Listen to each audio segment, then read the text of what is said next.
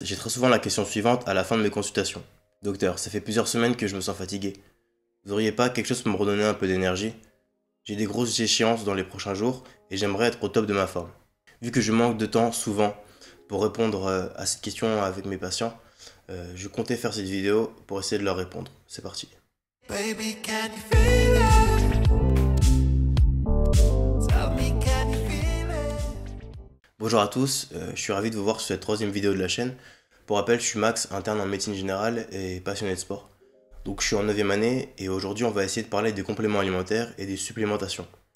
Plutôt orienté vers le sport, mais ça s'applique à tous les autres champs de la santé. Il y a déjà un bon nombre de vidéos sur les compléments alimentaires. Vitamine A, vitamine D, fer, magnésium et j'en passe. Je vous mets les vidéos en description si ça vous intéresse. Mais j'ai envie ici de faire une vidéo un peu différente, prendre une approche plus globale et de proposer une trame, un schéma qui est simple pour vous et qui va vous permettre de répondre à des questions suivantes. Comment choisir le complément alimentaire dont j'ai réellement besoin? Pourquoi est-ce que certains compléments alimentaires ne marchent pas chez vous ou pas comme vous aimeriez? Quelle approche il faut absolument avoir avant toute supplémentation alimentaire? On va séparer cette vidéo en deux parties distinctes. D'abord, on va voir la trame que j'utilise en pratique clinique, qui va être composée de trois sous-parties sur comment j'approche une supplémentation et les complémentations en consultation. La deuxième partie de la vidéo va être réservée à un certain nombre de contraintes, de questions qu'on va devoir se poser avant de débuter toute supplémentation que je trouve obligatoire à se poser. On part tout de suite avec la première partie de cette vidéo, donc les trois principes fondamentaux que j'utilise en consultation. Donc le premier, c'est s'interroger. Je vois trop souvent ce même défaut, et je m'inclus dedans parce que je fais la même erreur dans ma sphère privée, où l'on va à chaque fois tenter de rajouter des compléments et des vitamines, alors qu'on ne sait même pas ce que l'on prend au jour le jour. Ce qui est souvent proposé lors d'un suivi nutritionnel, et que je vous encourage à faire, c'est de répertorier les ingestats quotidiens, et ce sur 3 jours de suite sur une feuille. Comme ça, on est capable de savoir exactement ce qu'on a pris et d'avoir des mesures objectives. À partir de là, il est beaucoup plus simple de savoir ce qui est à continuer, ce qui est à arrêter, ou au contraire, ce qui est à supplémenter. En outre, il est très important de prendre en compte ses antécédents personnels et son mode de vie. Est-ce que j'ai un régime alimentaire particulier qui fait que je vais manquer de certaines choses, comme Djokovic et son régime végétalien? Est-ce que j'ai subi une chirurgie bariatrique qui nécessite un suivi rapproché et une supplémentation par fer, zinc, vitamine B12 et j'en passe? Est-ce que je souffre d'une maladie chronique, gynécologique, endocrinienne? Tout cela va faire partie de la première étape qui est très souvent sautée par manque de temps, d'énergie ou d'envie, mais qui est fondamentale. On passe donc au deuxième principe de la trame. Même si cette phrase n'est pas utilisée initialement dans ce contexte, je l'utilise souvent comme un mnémotechnique. Le schéma que j'utilise en pratique clinique est le suivant. Disons qu'un patient arrive avec une carence, objectivée par exemple sur une prise de sang, disons en vitamine D. Il y a alors trois possibilités à l'origine de cette carence. Soit le patient n'ingère pas assez de vitamine D. En tous les cas, son corps ne reçoit pas assez de vitamine D par jour. Donc peut-être qu'il n'est pas assez au soleil, peut-être qu'il ne prend pas une alimentation adaptée et enrichie en vitamine D. La deuxième possibilité, c'est que le corps en reçoit assez, par contre il ne le transforme pas bien. Alors est-ce qu'il ne le transforme pas bien parce qu'il a une insuffisance rénale, parce qu'il a une autre carence dans une autre vitamine comme par exemple le magnésium? Ça, il peut y avoir plusieurs possibilités. En tous les cas, c'est la deuxième étape. Donc là, on est sur le troisième niveau de la chaîne et on se demande là s'il n'y a pas une fuite qui va être trop importante en vitamine D. Donc là, le corps en reçoit assez, va bien l'utiliser, par contre, va en perdre de façon trop importante ou trop rapide. Très souvent, il va s'agir de la première étape, donc de l'interrogatoire qu'on a vu précédemment, mais il faut toujours se poser la question de savoir à quelle étape est-ce qu'on est au niveau de la carence. Je vois trop souvent cette erreur qui est faite, où en fait, un patient va me dire j'ai un taux très bas en vitamine D, alors il faut me donner tout de suite de la vitamine D sans réfléchir. Non, il faut toujours se poser la question de savoir à quelle étape de la cascade est-ce qu'on est. Se demander pourquoi est-ce que j'ai cette carence et comment est-ce qu'elle est arrivée. Parfois, le résultat va être effectivement une supplémentation par des ampoules de vitamine D, mais parfois on peut remédier à ça en amont, par changer déjà les habitudes alimentaires. Voilà, on passe maintenant à la troisième sous-partie de la trame.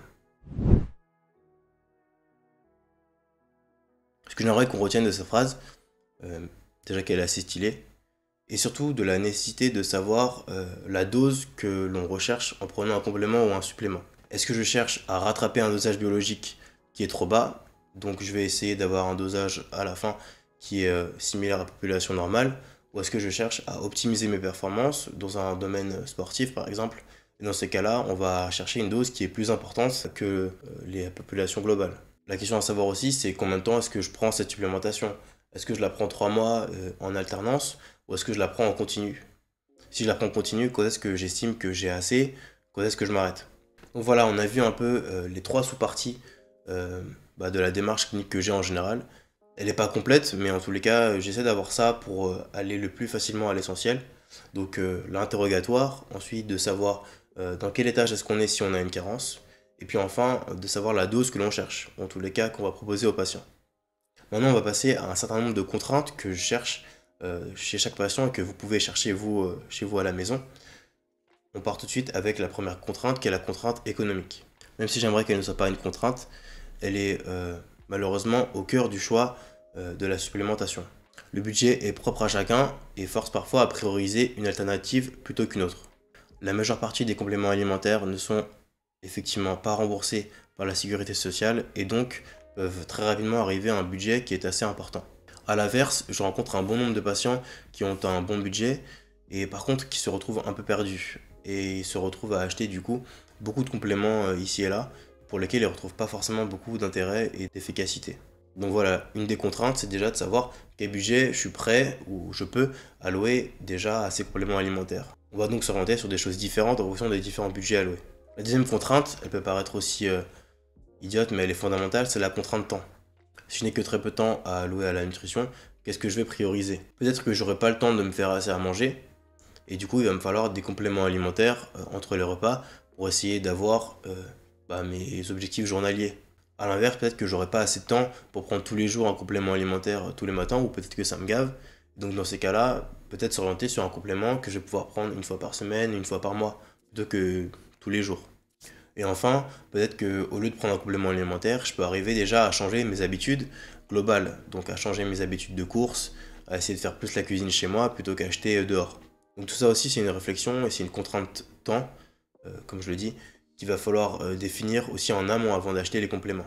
La troisième contrainte, alors c'est pas vraiment une contrainte, mais je me devais de parler de l'effet placebo. L'effet placebo, c'est très grossièrement des substances ou des choses que vous prenez tous les matins qui n'ont pas de principe actif, donc plein de principes normalement pharmaceutiques, mais qui jouent sur le cerveau. Et le fait de mettre en place cette habitude ou par d'autres mécanismes vont faire que vous vous sentez mieux, que vous allez avoir plus d'énergie, que vous sentez que ces compléments marchent, alors que pour le coup, il n'y a pas d'études scientifiques qui ont montré un réel effet de ce médicament. Je peux comprendre l'achat de certains compléments alimentaires pour se booster ou avant une grande compétition de sport. Tant que ça ne met pas en jeu votre santé, allez-y, ça peut que vous faire du bien. Je vous laisse cependant juger de l'intérêt de certains de ces compléments alimentaires que je mets ici en photo. Personnellement, je ne les achète pas, mais peut-être que vous avez de bons résultats avec. Et dans ces cas-là, tant mieux. Donc voilà, ainsi se termine cette vidéo sur les compléments alimentaires. J'espère que vous en savez un peu plus sur ceci. J'ai essayé de faire une vidéo assez simple avec une approche un peu plus globale que ce qui se fait d'habitude sur internet. Je pense que c'est un plan avec une trame dont on a vu les trois sous-parties et les différentes contraintes qui est assez simple à mettre en place et que vous pouvez mettre en place chez vous ou alors aussi en cabinet avec votre médecin traitant. Par exemple, si vous arrivez avec les 3 jours, savoir ce que vous avez mangé. En plus de ça, si vous arrivez avec une prise de sang où vous avez déjà réfléchi un peu sur les différentes déficiences, par exemple de la vitamine D, tout ça, ça peut être que du plus et du temps gagné. Je préfère quand même préciser que tout ce que je dis là ne se substitue pas à une consultation avec votre médecin traitant. Et donc je vous encourage bien sûr si vous avez des questions ou des problèmes au niveau de votre santé à aller vous rapprocher auprès de lui. N'hésitez pas à partager, à commenter, à me dire ce que vous avez aimé ou non. C'est toujours très bon pour le référencement et pour savoir comment m'améliorer.